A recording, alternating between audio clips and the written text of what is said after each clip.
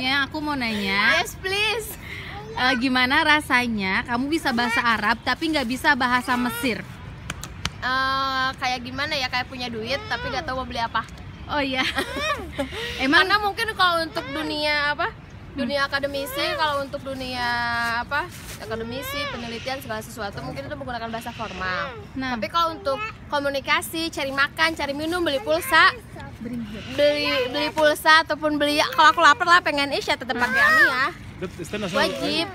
Kayak istana ba'a, musyadir, musyari, pangalatul, izayah, yang nggak bisa lagi pakai bahasa formal, nggak, kurang gimana ya, kita tidak membaur dengan warga sekitar gitu. Gitu. Oh iya. Seberapa penting belajar bahasa Mesir, bahasa Amiyah untuk anak-anak yang belajar bahasa Arab atau sastra Arab, anak sastra Arab? Sama halnya penting dengan belajar nahwu dan sorof kalau kata aku. Karena kalau untuk Mesir sendiri sebenarnya mendekati bentuk kata daripada sorof itu sendiri. Yang beda itu lafal. Jadi kalau penulisannya hampir mirip, cuman lafal dan bentuk kata yang mana yang sering digunakan. Kalau kita orang Indonesia lebih senang pakai verb atau pakai fiil. Kalau mereka tuh lebih senang pakai isim atau masdarnya atau isim fa'il, isim maf'ul, itu lebih musta'mal bagi mereka. Sama lafalnya ya, karena saya orang Sunda jadi dialek Sunda, pelafalan Sunda, semuanya masih jelas per hurufnya. Tapi kalau udah di Mesir tuh nyerodot ya. Semuanya disekaliguskan gitu. Oke. Assalamualaikum warahmatullahi wabarakatuh. Yang belum subscribe, jangan lupa subscribe dulu ya. Yang udah subscribe, jangan lupa tekan tombol loncengnya agar mendapatkan pemberitahuan dari YouTube ketika saya sudah mengupload video terbaru. Ya, kembali lagi dengan channel Diana dan Ahmed. Kali ini saya akan membahas seberapa penting kita harus bisa bahasa Mesir. Apa sih bahasa Mesir itu? Teman-teman nggak tahu ya, bahasa Mesir itu bukan bahasa Arab ya, itu bahasa Amiyah. Bahasa Amiyah itu ibaratnya bahasa daerahnya orang Indonesia. Nah, kalau bahasa Arab itu bahasa Al-Quran. Ya, memang Mesir ini bagian dari negara Arab ya, Liga Arab. Nah, kalau Mesir sendiri dia punya bahasa tersendiri ya. Kalau dulu dosen saya waktu di Ismailia ya, di Universitas Kanal Suez bilang, kamu kalau bisa bahasa Arab, kamu bisa menyelami Al-Quran. Nah, kalau bisa bahasa Mesir itu bukan bahasa Arab. Nah, kata dosen aku bilang kalau bahasa Mesir itu bukan bahasa Arab. Bahasa Mesir itu Amiyah. Kalau kita bilang itu bahasa daerah atau bahasa lokal setempat ya, di negara tersebut. Nah, Amiyah Mesir biasanya terkenalnya dengan nama Amiyah Mesir. Bahasa Arab itu dengan bahasa Mesir itu ibarat kata bahasa Indonesia dengan bahasa daerah. Nah, orang yang bisa bahasa Indonesia belum tentu bisa bahasa daerah kan. Misalnya Sunda, Jawa, Batak, Padang, Aceh, kayak gitu kan. Jadi yang bisa bahasa Indonesia belum tentu mereka memahami bahasanya orang Padang, bahasanya orang Sunda, atau bahasanya orang Jawa, seperti itu kan. Itu pun bahasa Arab. Jadi orang yang belajar bahasa Arab itu belum tentu bisa bahasa Mesir, karena memang bahasa Mesir itu harus dipelajari ya, harus dilatih juga pelafalan pengucapannya, harus dilatih banyak kata-kata yang berbeda yang keluar dari bahasa Arab. Memang banyak juga banyak bahasa Arabnya, cuman kalau misalnya bahasa Arab yang kita pelajari di universitas atau di bangku kuliah atau di pesantren itu bahasa Arab Al-Quran. Penulisannya memang penulisan bahasa Arab, huruf hijaiyah gitu kan, bahasa Arab. Namun ketika kita membacanya itu beda dengan bahasa Arab yang kita pelajari di sekolah. Seperti itu, atau di universitas ataupun di pesantren ya. Itulah bedanya bahasa Arab dengan bahasa Mesir. Kenapa penting belajar bahasa Mesir? Bahasa Amiyah Mesir penting bagi orang yang mau tinggal di Mesir. Bagi orang yang menikah dengan orang Mesir itu penting sekali. Seperti halnya saya menikah dengan orang Mesir. Saya harus bisa bahasa Mesir karena untuk komunikasi kan. Dan karena banyak hal juga, nggak hanya komunikasi. bisa bahasa Mesir itu kita bisa survive kalau tinggal di Mesir. Kita bisa belanja sendiri, kita bisa mandiri. Terus kita juga bisa memahami budaya mereka, cara berpikir mereka. Dari mana kita bisa memahami? Ya dari bahasa mereka. Kalau kita bisa memahami bahasa mereka, kita paham, kita bisa tahu cara berpikir mereka, dan kita bisa mengetahui budaya mereka, budaya orang Mesir di sini ya. Teman-teman kalau punya sahabat atau teman atau pacar atau suami orang Mesir, pernah nggak berpikir untuk bisa bahasa mereka agar memudahkan komunikasi, tidak adanya miskom, atau bahkan berpikir untuk mendalami budaya mereka agar kita bisa menyikapi mereka. Jadi kita tahu bagaimana kita bersikap dengan mereka, bagaimana kita menjadi orang Mesir sendiri gitu. Karena menyikapi orang Mesir ini kita nggak bisa jadi orang Indonesia. Seperti halnya saya orang Indonesia, suami orang Mesir. Saya menyikapi dia, saya harus mengerti dan memahami budayanya mereka. Oh iya, budaya orang Mesir itu mujamalah.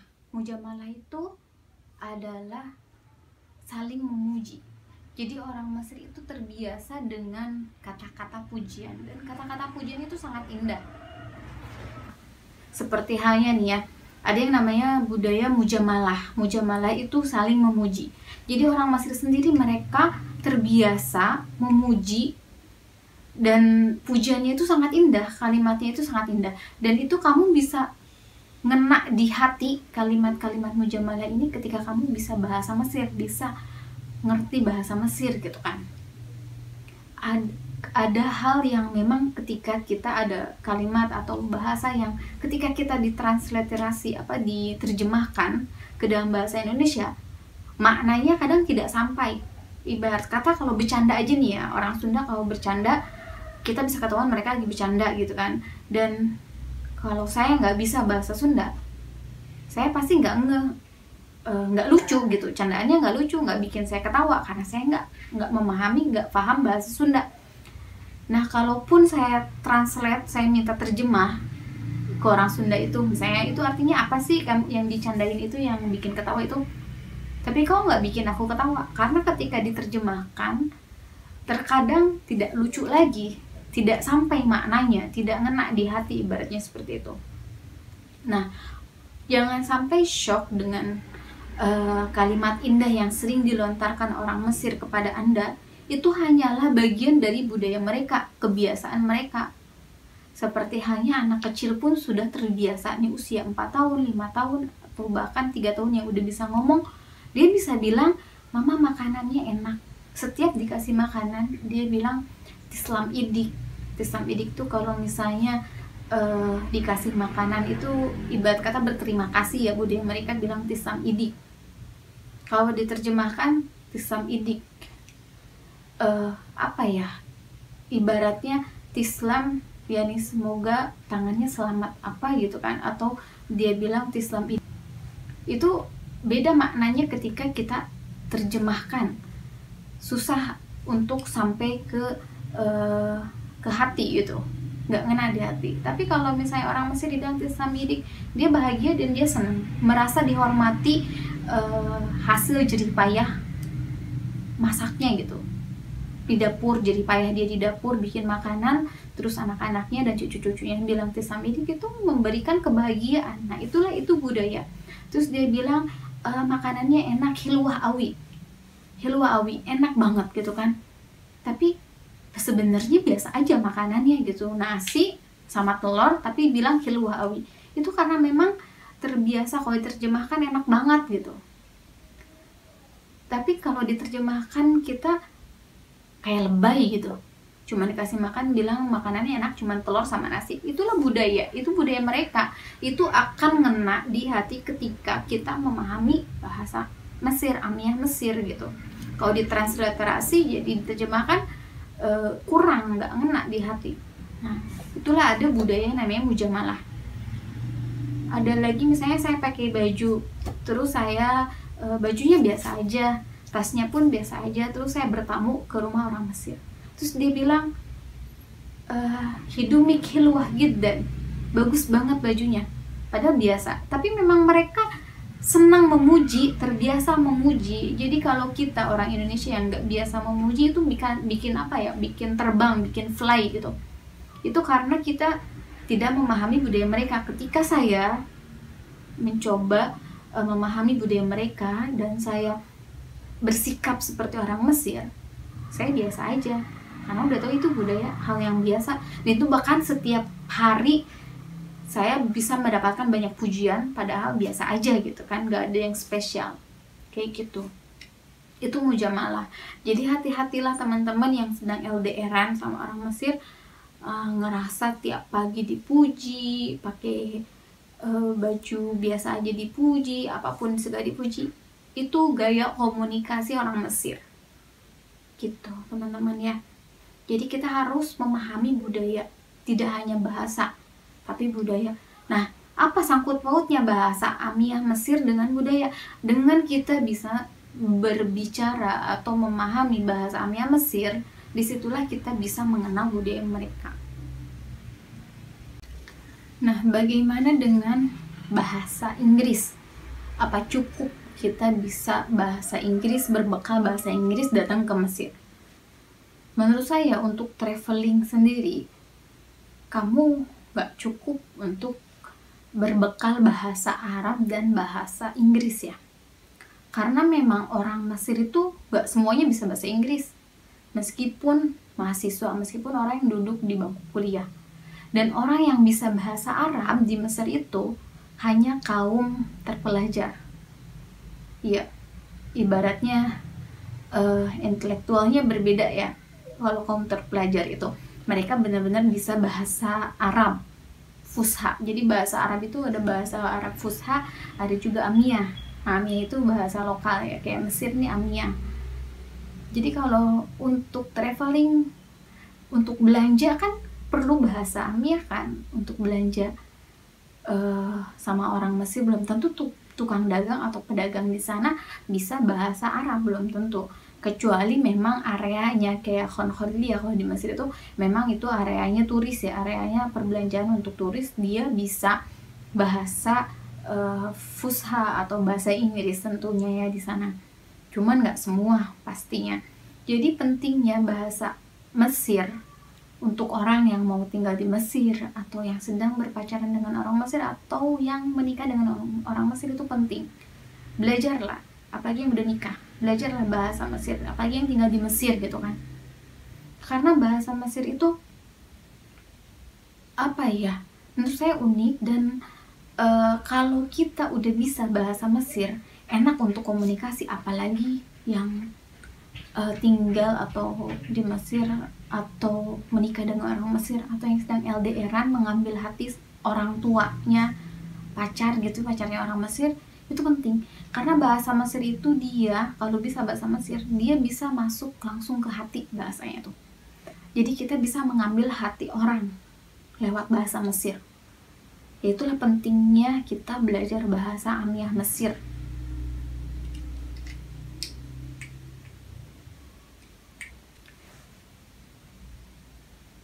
Jadi teman-teman, bisa bahasa Mesir itu sangat penting.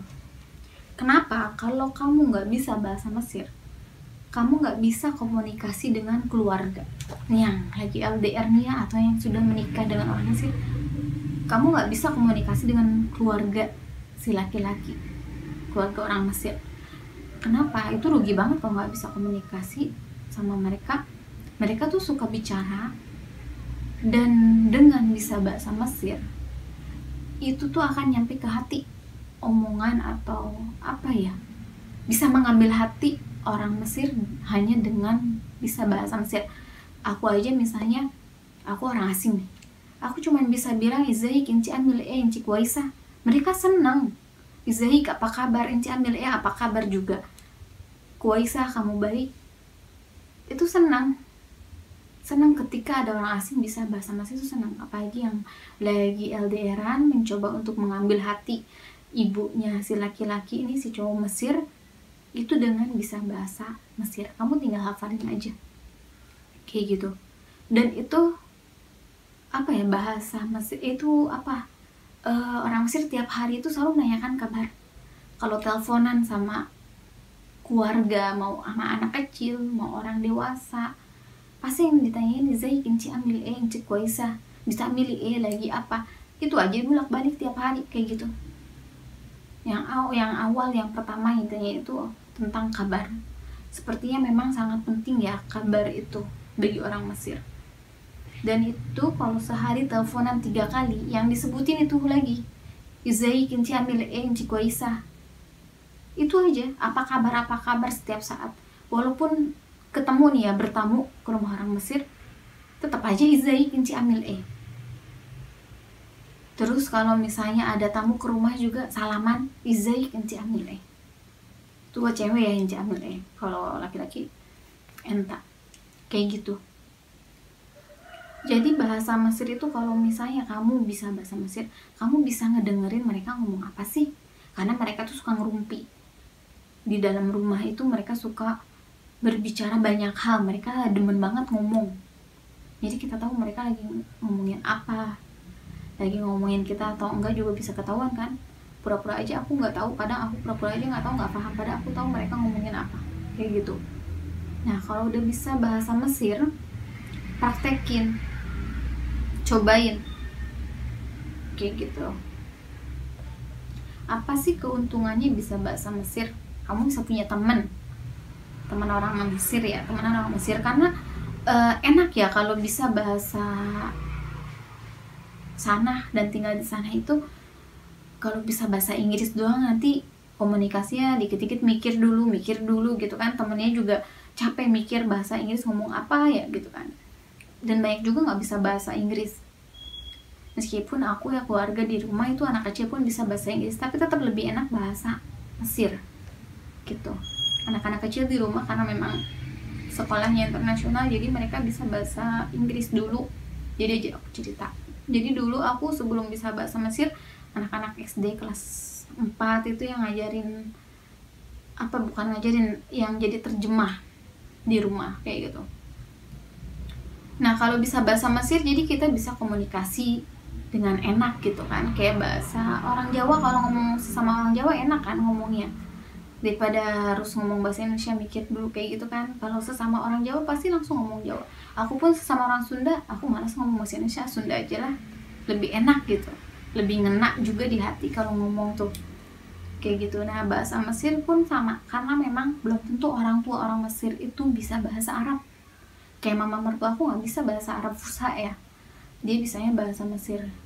Nah kalau bapak mertua dia bisa bahasa Fusha. Itu bahasa Fusha itu bahasa Arab yang kita pelajari di sekolah, di bangku kuliah, di pesantren, itu bahasa Arab Fusha kayak gitu. Suami pun bisa bahasa Arab, tapi kata dia kalau mau ngomong bahasa Arab harus mikir dulu, kata dia gitu, lebih enak bahasa Mesir, tapi dia paham.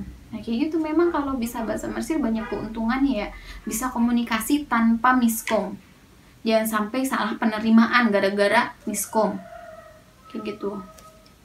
Yang ngomong bahasa Inggris aja sama pacarnya orang Mesir bisa aja mungkin miskom ya kan, kayak gitu.